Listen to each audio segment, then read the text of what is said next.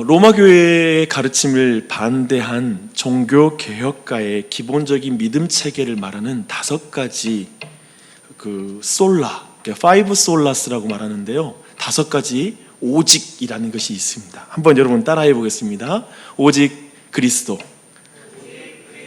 오직 성경, 오직 은혜, 오직 믿음, 오직 하나님께 영광. 네. 어떤 분들은 이런 상징적인 표현이나 교리들을 인간이 만든 체계라고 생각하면서 거부하는 그런 경향들을 띠는 경우를 보게 됩니다. 그런 분들은 아마도 20세기의 최고의 설교자라고 성경에 충실한 사역자라고 평가받는 로이드 존스 목사님의 말씀에 좀 귀를 기울이면 좋겠습니다. 로이드 존스 목사님이 이런 말씀하십니다. 바울은 창조주 하나님과 그리스도, 심판 등등에 관한 독특한 교리를 이야기하고 전했습니다. 그것은 가르침이며 명확한 교리이고 진리 체계이며 바른 말씀의 틀입니다. 성경은 그런 것들로 가득 차 있습니다. 어떤 사람이 이렇게 말하죠. 나는 교리를 믿지 않아. 난 성경을 믿어. 그건 말이 너무나 틀린 말이에요. 성경 자체가 교리를 다루고 있고 그렇기 때문에 성경과 교리를 대조 개념으로 볼 수가 없습니다. 로이드 존스 목사님은 더 나아가 이렇게 말합니다. 지식은 필수적인 것이며 교리는 생명이 걸린 것입니다. 굉장히 강조하는 것이죠. 그리고 이렇게 말합니다. 교리를 모르는 채로 거룩해진다는 것은 어불성설입니다. 교리야말로 거룩에 이르는 직접적인 비결이기 때문입니다. 이렇게 말하고 있습니다. 오늘 본문을 통해 5솔라, 5가지 오직과 로이드 존스 목사님의 그 말씀이 무슨 의미인지를 오늘 우리는 말씀을 차분히 풀어나갈 때 그걸 이해할 수 있을 것입니다. 그런데 이것을 이해하는 것이 우리에게 무슨 의미일까요? 많은 사람들이 동의하는 말이 있습니다. 이제 세상은 코로나 이전과 코로나 이후로 바뀔 것이다, 나뉠 것이다 라고 이렇게 시대를 구분하는 사건이라고 지금 우리가 경험하고 있는 이 상황을 설명하고 있습니다. 교회에도 큰 바람이 불어닥칠 것이라고 예상하고 있습니다. 그런 변화 속에 우리가 진짜 붙잡아야 될 본질이 뭔지 그걸 깨닫게 해주는 말씀이 오늘 말씀입니다.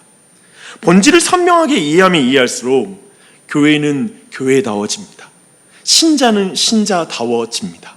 환경에 휩쓸리는 것이 아니라 그 안에서 진짜 우리를 우리 되게 하는 우선순위, 그리고 우리가 진짜 붙잡아야 될 것이 무엇인지를 깨닫게 해주는 것이 바로 오늘 주제와 관련이 있는 것입니다. 본질을 붙잡고자 하는 소원. 지금 이 모든 상황 속에서 바른 믿음 가운데 서고자 하는 소원으로 오늘 말씀을 한번 살펴보십시다. 우리는 13장에서 바나바와 바울을 이방인 선교를 위하여 따로 세운 안디옥 교회의 아름다운 믿음의 장면을 살펴보았습니다. 이 14장 그리고 나서 14장 마지막을 보니까요, 바나바와 바울은 1차 선교 여행을 다 감당하고 나서 이제 그 내용들을 안디옥 교회에 보고하고 있습니다. 이렇게 말하죠.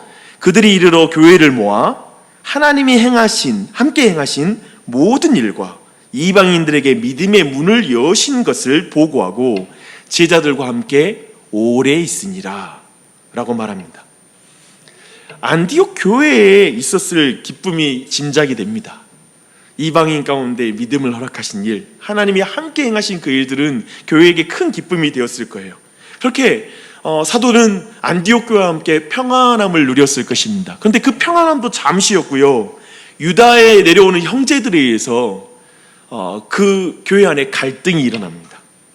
바울은 나중에 이들을 뭐라고 말하냐면 요동케 하는 사람들이라고 말하고 있습니다.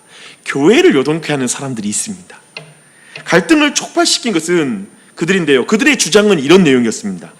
모세의 법대로 할례를 받지 아니하면 능히 구원을 받지 못한다 라는 이 주장이었습니다. 바울과 바나바는 이 문제를 간과할 수가 없었습니다. 그래서 큰 다툼이 교회 안에 일어나요. 그런데 바울과 바나바가 설명을 해도 논쟁이 사그라들질 않습니다. 그 대단한 선생님들이신데요, 그렇죠? 결국 안디옥 교회는 이 문제를 예루살렘 교회에 있는 지도자들에게 이 문제의 안건을 올려서 이 내용이 해결되기를 바라는 마음으로 바나바와 바울을 이제 예루살렘 교회로 보내게 됩니다. 그런데 우린 여기에서 한 가지 궁금한 것이 생겨요. 이런 질문이죠. 위대한 사도이자 그리고 성경 교사인 바울이 설명을 해도 설득당하지 못하는 그 문제는 뭘까? 도대체 유대에서 온 형제들 곧 그리스도인들이 가졌던 주장은 무엇이었을까라는 그런 질문입니다. 이 주제를 다루는 성경이 마침 있습니다. 갈라디아서입니다. 갈라디아서 2장 11절과 16절 한번 여러분 펴십시오.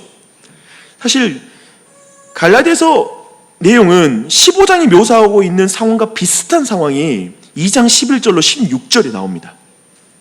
오늘 본문을 이해하는데 굉장히 중요한 본문이기 때문에 이 본문을 함께 읽어야 돼요. 한번 보시고 책을 펴시고 같이 제가 이제 말씀을 읽도록 하겠습니다. 게바가 안디옥에 이르렀을 때 책망받은 일이 있기로 내가 그를 대면하여 책망하였노라. 야고보에게서 온 어떤 이들이 이르기 전에 게바가 이방인과 함께 먹다가 그들이 오매 그가 할례자들을 두려워하여 떠나 물러가매 남은 유대인들도 그와 같이 외식함으로 바나바도 그들의 외식에 유혹되었느니라. 그러므로 나는 그들이 복음의 진리를 따라 바르게 행하지 아니함을 보고 모든 자 앞에서 게바에게 이르되 즉 베드로에게 이르되 내가 유대인으로서 이방인을 따르고 유대인답게 살지 아니하면서 어찌하여 억지로 이방인을 유대인답게 살게 하렸느냐 하였노라. 우리는 본래 유대인이요 이방 죄인이 아니로되 사람이 의롭게 되는 것은 율법의 행위로 말미암음이 아니요 오직 예수 그리스도를 믿음으로 말미암음인 줄 알므로 우리도 그리스도 예수를 믿나니 이는 우리가 율법의 행위로서가 아니고 그리스도를 믿음으로써 의롭다함을 얻으려 함이라. 율법의 행위로서는 의롭다함을 얻을 육체가 없느니라. 보십시오. 지금 갈라디아서 2장과 사도행전 15장 모두 안디옥에서 일어나고 있는 사건입니다. 이 둘이 동일한 상황, 동일한 내용이다라고 우리가 단정지어서 말하지 않더라도 분명하게 확인할 수 있는 것은 몇 가지가 있어요. 지금 유다에서 온 형제들은 스스로를 누구로부터 보냄을 받았다고 생각하죠? 야고보에게서 보냄받았다라고 스스로를 주장하고 자칭하고 있습니다. 하지만 15장 오늘 사도행전 15장 24절을 보니까요 야고보는 그들을 보낸 적이 없다고 말하고 있습니다. 그렇게 볼 때 그들은 지금 바울 사도와 예루살렘 교회의 지도자인 야고보를 이간질시키고 그 둘을 대조하여서 다투게 만드는 그런 사람들이라는 걸 우리는 알 수 있습니다. 그들은 또한 예수님을 믿기 전에 율법에 굉장히 열성을 가졌던 바리새파 사람들이라고 이렇게 또한 말하기도 합니다. 그들의 주장은 매우 단호해요. 5절을 함께 읽겠습니다. 우리 사도행전입니다. 15장 5절 바리새파 중에 어떤 믿는 사람들이 일어나 말하되 이방인에게 할례를 행하고 모세의 율법을 지키라 명하는 것이 마땅하다. 이 마땅하다는 표현은 뭐예요? 그건 당연하다. 강한 주장이죠. 그렇죠? 그들의 주장은 매우 단호합니다. 그래서 그들의 주장은 한마디로 할례 없이 구원 없다. 율법을 행함 없이 구원 없다. 유대인이 되어야 그리스도인이 될 수 있다. 이 주장이 그들이 가지고 있는 주장이었습니다. 지금까지 이방인들이 유대교로 들어올 때는 반드시 구약시대에는 반드시 율법을 지켜야 되고 모세의 율법을 지켜야 되고 그리고 할례를 받아야 했기 때문에 그걸 계속 가져가야 한다고 주장하는 것입니다.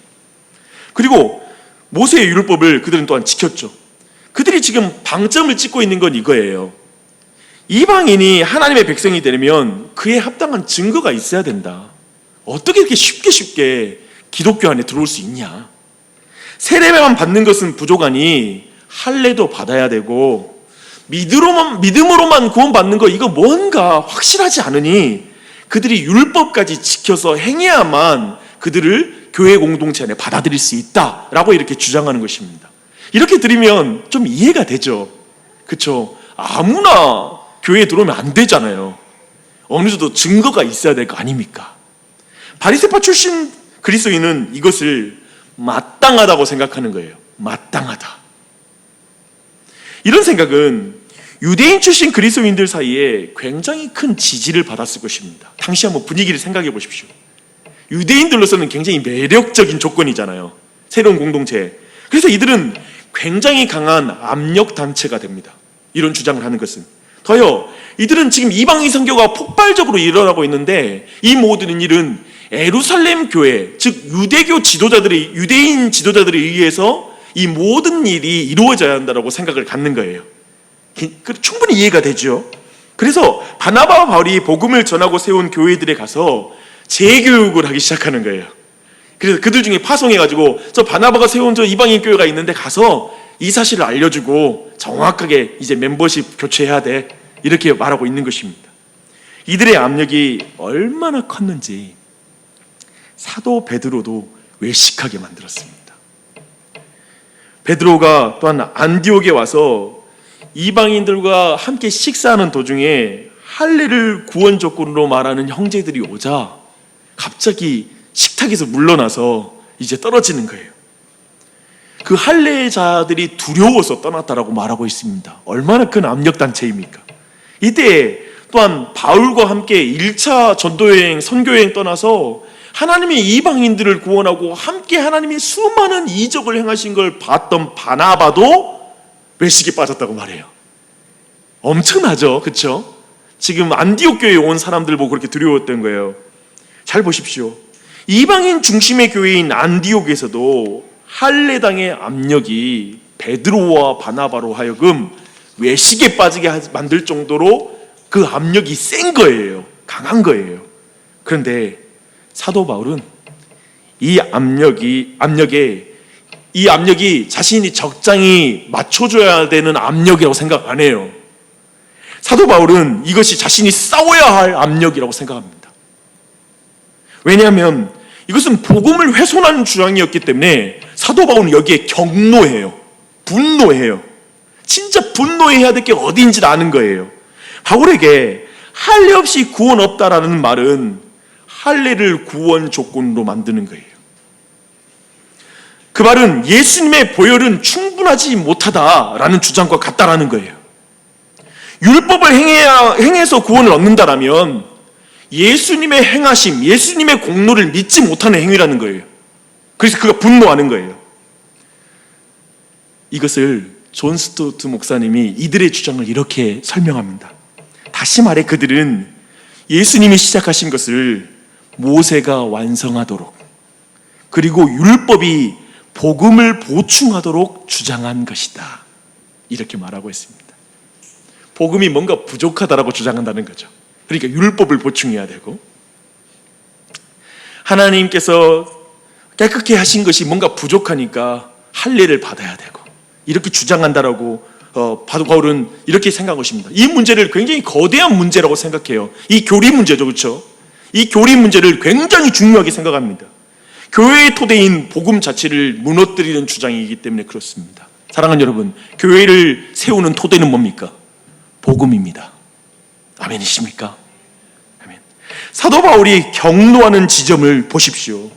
사도 바울이 저 위대한 베드로와 얼굴을 붉히며 부딪히는 지점을 보세요. 베드로 사도와 얼굴 붉히면서 싸우잖아요. 그리고 몇 년 동안 동고동락하면서 사실은 정말 자신과 어려운 길을 함께 걸었던 그 바나바와 관계 깨지더라도 할 말은 해야 된다고 말하면서 말하는 말을 보십시오. 이게 교회의 관계예요. 복음을 떠나면 그 복음을 떠난 것으로 분노하면서 그것을 바로 세우고자 하는 마음이 터져 나오는 거예요. 그의 말은 이런 말입니다. 베드로요, 바나바요, 사람이 의롭게 되는 것은 율법의 행위로 말미암음이 아니요 오직 예수 그리스도를 믿음으로 말미암은 줄을 알고 있지 않습니까? 우리가 의로워지는 것이 율법의 행위가 아니라 믿음으로써 의롭다함을 얻는 것이 아닙니까?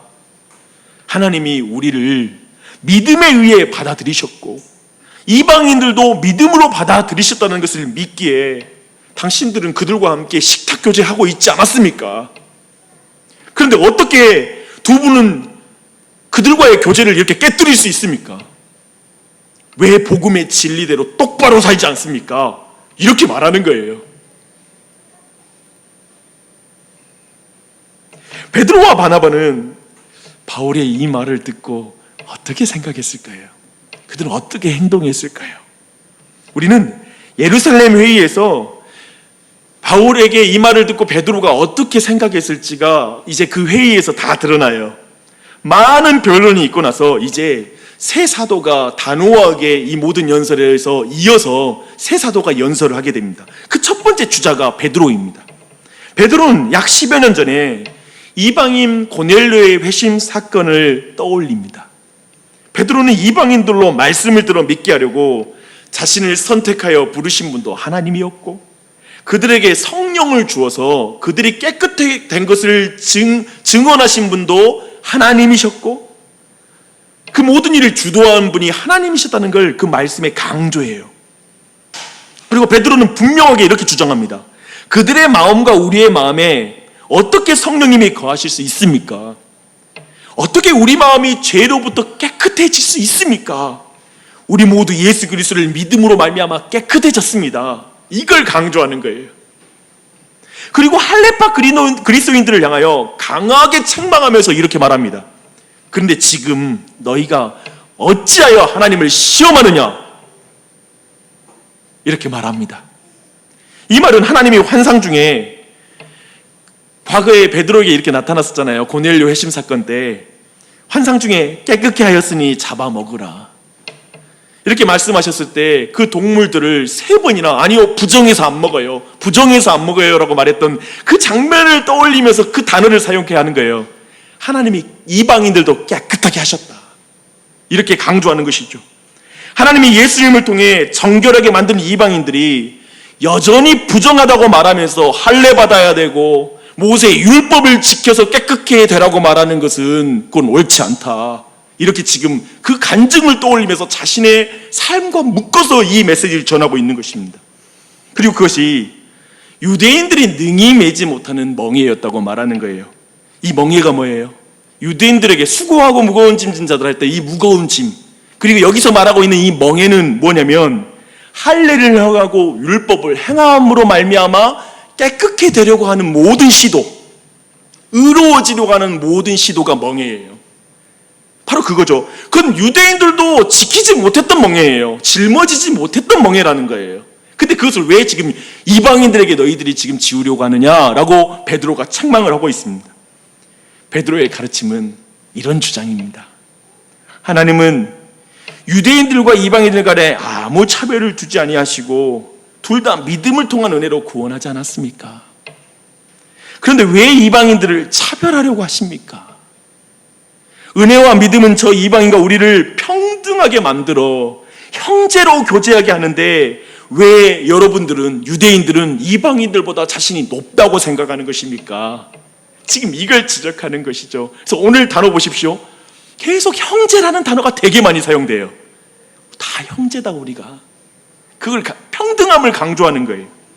그리고 베드로는 위대한 복음을 모든 사람에게 선포합니다. 이 고백이 하이라이트예요.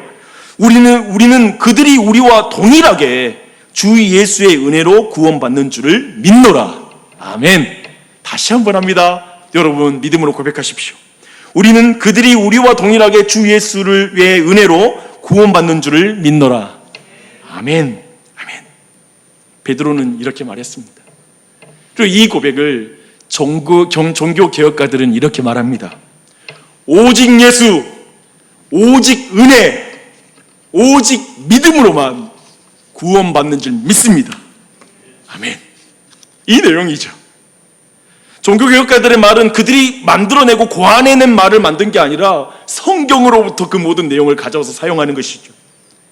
굉장히 감격적인 장면입니다. 우리는 얼마 전에 베드로가 동일한 말로 바울에게 책망을 받았다는 것을 알고 있습니다. 그렇잖아요. 그 내용, 아까 우리 읽었던 갈라디아서의 말씀을 다 그대로 가져와요. 베드로는 자신의 권위가 손상되었다고 생각하며 완고해지지 않은 거예요. 한 번 외식에 빠진 적은 있어요. 자신의 믿음대로 행동 못한 거예요.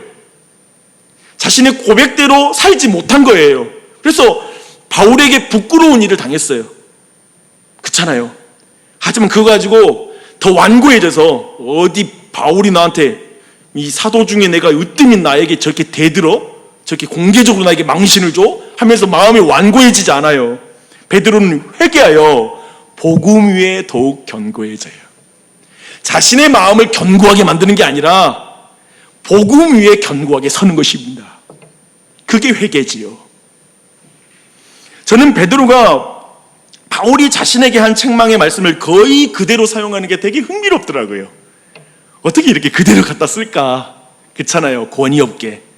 우리는 새로운 권위가 새로운 말로 뭔가를 말할 때 권위가 생기잖아요. 똑같은 말하면 권위가 없는 것 같잖아요. 그래서 이것이 뭘 말할까라고 생각해 보는데 도리어 성경은 이걸 강조하고 있는 것 같아요. 베드로는 바울과 동일한 복음을 믿은 줄 믿습니다. 다른 복음이 아닌 거예요. 동일한 복음이에요. 오직 예수, 오직 은혜, 오직 믿음. 그것으로만 모든 민족이 깨끗해질 수 있다. 모든 민족이 하나님의 백성이 되고 우리는 동등하다. 차이가 없다. 차별이 없다. 이 복음은 어떤 사람도 바꿀 수 없는 복음, 모든 사람이 동일하게 반복하여 고백할 복음, 지금을 살아가는 우리도 똑같은 복음을 말해야 되는 그 복음인 줄 믿습니다. 아멘. 오직 그리스도의 은혜를 통해 그리고 예수 그리스도를 믿음으로 구원을 얻는 복음 앞에 이제 그 자리에 있는 모두가 가만히 있어요. 오늘 말씀 보니까 사람들이 이제까지 막 변론하며 떠들던 사람들이 잠잠해져요. 모든 갈등이 잠잠해져요. 성내고 화내던 모든 분위기가 잠잠해져요. 할례를 행하고 율법을 행함을 강조하는 말이 쑥 들어가요. 그때 두 번째 사도들이 등장합니다. 바나바와 바울이 하나님이 이방인 중에 행하신 표적과 기사에 관하여 말합니다. 이제 모두가 인간의 행함, 할례 행하고 율법 행하고 하는 인간의 행함을 말하지 않고 하나님의 행함에만 주목해요. 그게 복음이에요. 그것이 온전한 것이죠. 그리고 마지막으로 예루살렘 교회의 대표 지도자로 인정받은 야고보의 발언이 이어집니다. 여기서 야고보는 예수님의 제자 야고보는 아닙니다. 예수님의 동생 야고보를 말합니다. 그는 분명히 부활하신 예수님의 모습을 보고 믿음을 갖게 되었을 것입니다. 그는 베드로의 주장에 동의하면서 그것이 중요해요. 성경에 일치한다는 걸 말하고 있어요. 주목하십시오. 야고보는 유대인으로서 헬라파도 아니고요. 유대인으로서 헬라파가 아니라 할례파. 나는 유대인이니까 유대인 편에 설 수 있잖아요. 그 편이 아니에요. 베드로와 바울이 좋아하기 때문에 나는 그들을 위해서 움직이는 것도 아니에요. 스스로 예수님의 동생이기 때문에 권위를 부리지도 않아요. 그런 어떤 것이 아니라 오직 성경과 일치하기 때문에 나는 이 말에 동의한다. 나는 이것이 성경과 일치하기 때문에 나는 이것이 하나님의 뜻이라고 믿는다라고 말하고 있습니다. 야고보는 아모스 9장 11절로 12절을 인용함으로써 오직 예수님의 이름으로 모든 민족이 차별 없이 구원받는다라는 것을 밝히고 있습니다. 베드로, 바울, 바나바와 완전히 일치된 의견을 그는 말하고 있는 것입니다. 이것을 종교개혁가들은 오직 성경이라고 외쳤습니다. 야고보는 이렇게 말하는 것 같아요. 오직 예수, 오직 은혜, 오직 믿음으로 하나님의 백성이 되는 것은 오직 성경이 말하고 있는 진리입니다. 이렇게 말하고 있는 것이죠. 그 결과 이렇게 진행이 되면 그 결과가 어떤 결과가 나올까요? 22절에 그 결과가 나와요. 야고보의 결정은 만장일치로 받아들여집니다. 그리고 그 주장을 뭐라고 표현하냐면 성령과 우리가 라고 표현해요. 성령께서 하신 결정이다라고 말하고 있습니다. 그리고 이 결정을 안디옥 교회에 알립니다. 30절과 31절 말씀 보시겠습니다. 그들이 작별하고 안디옥에 내려가 무리를 모은 후에 편지를 전하니 읽고 그 위로한 말을 기뻐하더라. 성령께서 확증하셔서 그리고 성경, 그리고 바울과 바나바가 경험한 그 일, 그리고 사도 베드로가 증언하는 증언을 통하여 결정된 이 사항이 교회에게 위로가 되는 것입니다. 안디옥 교회가 예루살렘 공회에서 결정한 이 결정이 그들에게 위로가 됐다는 말은 무슨 말일까요?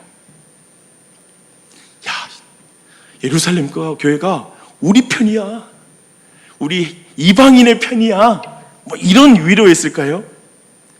뭐 내가 내가 지지하는 정당이 권력을 잡았을 때 사람들이 느끼는 기쁨, 뭔가 내 편이 뭐가 됐다라고 하는 그런 기쁨의 종류일까요? 아니요, 그것이 아니라고 믿습니다. 안디옥 교회는 있잖아요, 복음을 듣는 일에 하나님은 유대인이나 이방인을 차별하지 않은 것에 위로를 받아요. 그렇잖아요. 오직 예수님을 믿는 일에 유대인이나 이방인을 차별하지 않는 것에 위로가 받는 거예요. 은혜를 베푸심에 문화와 피부색을 차별하지 않고 은혜를 베푸시는 그 하나님에게 감동하는 거예요. 오직 믿음에 의해 깨끗하게 되는 일에 하나님께서 차별하지 않는구나, 오직 믿음만 가지면 되는구나 라는 그 사실이 그들에게 위로가 되는 거예요. 그리고 성령님을 보내주심에 있어서 이방인과 유대인을 차별하지 않고 보내주신 것에 거기에서 감동하는 거예요. 감격하는 거예요. 여러분, 어떻게 이걸 여기 이해할까요? 여러분은 차별하지 않고 동등하게 대하는 것에 감동한 적 있으세요? 오직 예수, 오직 은혜, 오직 믿음, 오직 성경을 드러낸 결정이 교회를 기쁘게 만들어요. 여러분, 그렇습니까? 여러분에게 그런 결정이 여러분이 실제로 위로가 될까요? 사실은 그래요. 여러분은 교회의 많은 결정들이 성경으로 떠나는 모습들, 그런 걸 볼 때 마음에 상처를 입었을 거예요. 그런데 교회가 무슨 일을 행하든지 성경 가운데 오직 그리스도, 오직 은혜, 오직 믿음, 그리고 정말 오직 성경을 충실하게 따라간 그 결정들을 보면 참된 성도들은 마음이 기뻐요. 위로를 받아요. 그것을 드러낸 결정이 지금 안디옥 교회가 지금 기뻐하고 위로를 받는 것입니다. 철저히. 그래서 안디옥 교회는 생각해 보십시오. 인간의 행위가 아니라 하나님의 행위를 찬양했을 거예요. 그쵸? 솔리 데오 글로리아, 오직 하나님께 영광을, 오직 하나님께 영광을 돌리는 모든 그 예배, 참된 교회가 되기 위해서는 오직 성경, 오직 그리스도, 오직 은혜, 오직 믿음으로 말미암아 차별하지 않는 복음이 교회 안에 선포될 때 오직 하나님께만 영광을 돌리는 그런 예배가 가능한 것이죠. 아멘. 이제 말씀을 마무리하겠습니다. 헨첸이라는 신학자는 사도행전 오늘 본문을 이렇게 평가합니다. 15장은 전환점, 이 책, 곧 사도행전의 중심부이며 분수령, 과거의 발전들을 마무리 짓고 정당화하는 사건, 그리고 앞으로 있을 발전들을 본질적으로 가능하게 하는 것이다. 그래서 굉장히 중요하게 15장을 봅니다. 기독교 역사에서는 굉장히 중요한 분수령으로 보는 것이죠. 오늘 본문은 복음이 예루살렘과 온 유대와 사마리아와 땅끝까지 나아가는 발전이 더 본질적으로 가능하게 만드는 결정이었습니다.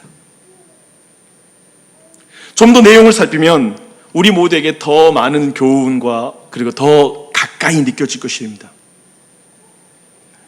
복음의 진행에 가장 큰 장애물이 된 게 누구였죠? 할레파 그리스도인이었습니다. 사실은 굉장한 위기예요. 교회의 가장 큰 장애물은 교회예요. 복음의 가장 큰 장애물은 교회가 될 때가 많아요.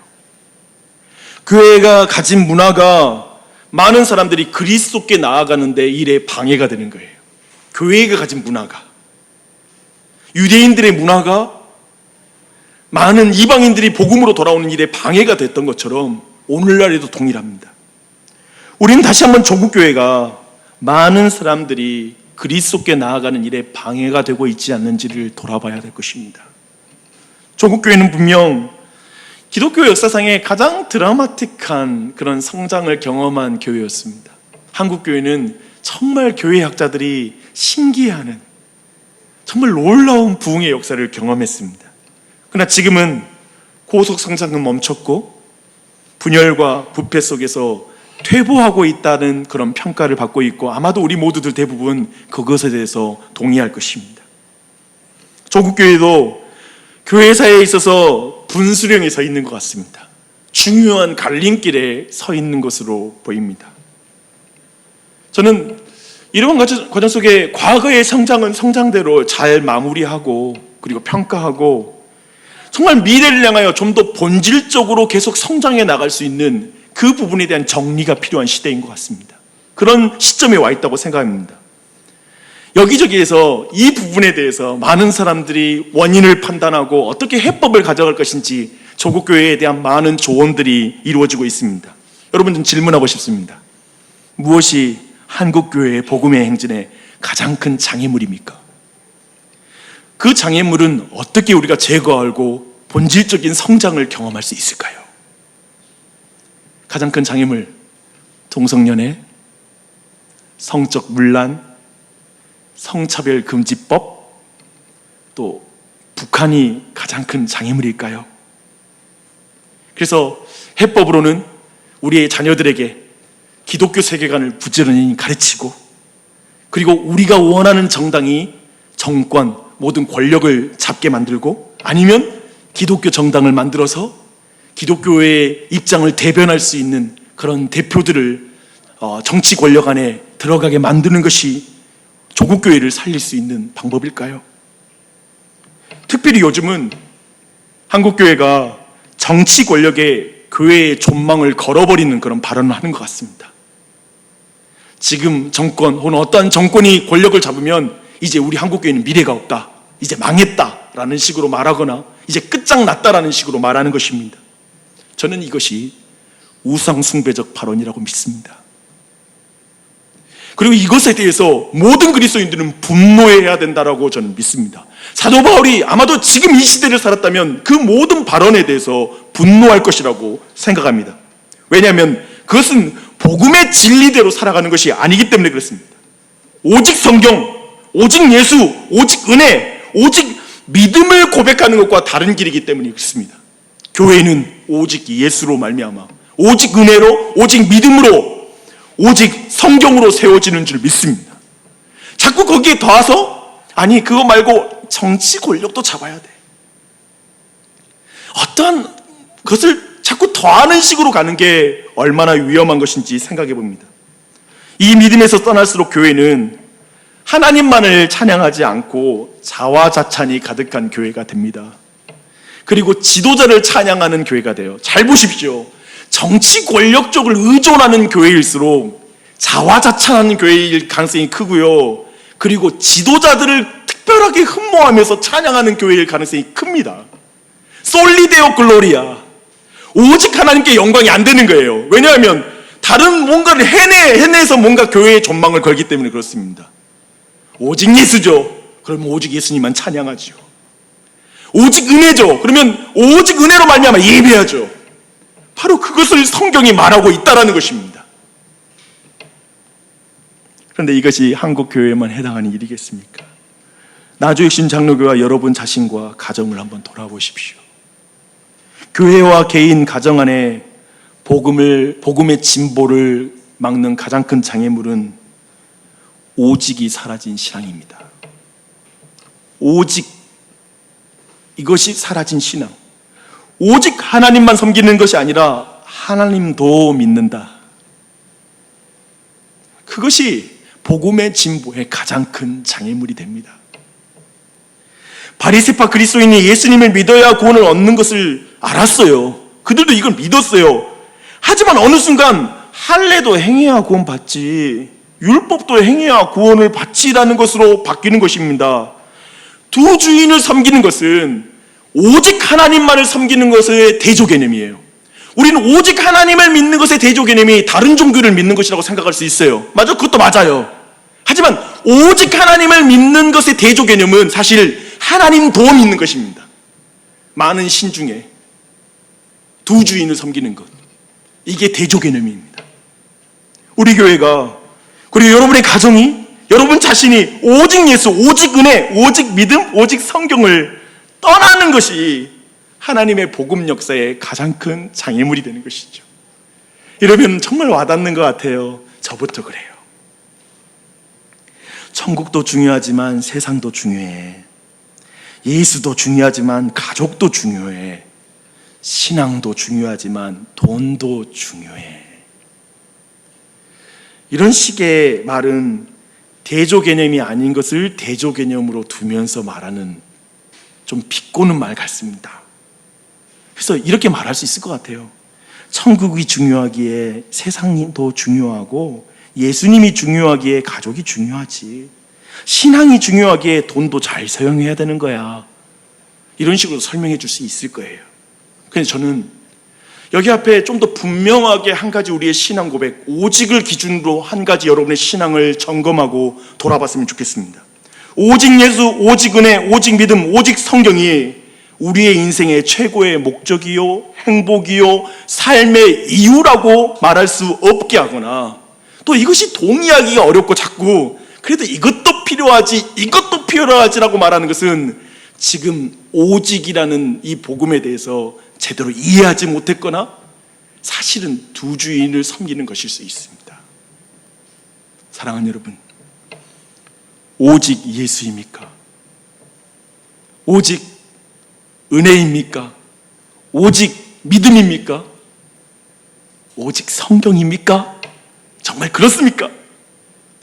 이 세상을 살면서 우리가 얼마나 자주 외식하면서 신앙생활 하는지 몰라요.